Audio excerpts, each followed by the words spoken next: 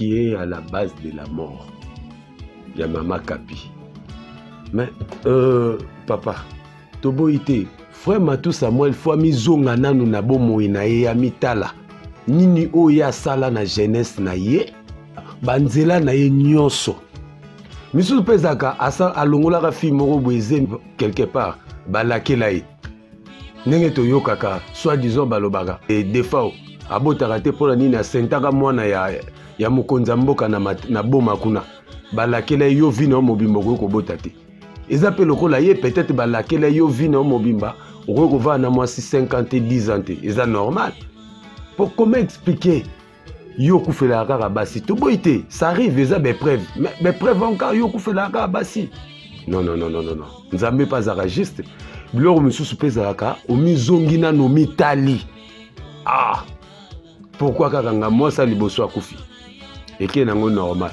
Moi ça mi bala kufi et que non batu ba tie moi ba doute ya misa tout suko ya tout to lobani au moni même balobaka jeune fille soka zuizem ya liboso ba benga ngo erreur ya mi baleza so erreur te to bomba mara te na se ya bible il y a aussi de quelque chose où ils na se wana tozo bomba mara na si ma bible ko combrier les gens non peut-être bino bozo linga Boko te la toni ni bote biso pe tozo tala biso to na mokili to linga to tala to yeba vérité oyo yo nini o juste ezoleka non boye pete kaka yo kufelaka akufeli mwasa liboso bakipa kite ya mibale non frère Patrice habité il faut vanda nanu bavandise na bate papa na ye nani mukuna akote lié Ote makambwani frère Patrice aloba alongwa kuna wana boite allez zwa mwasi bala abali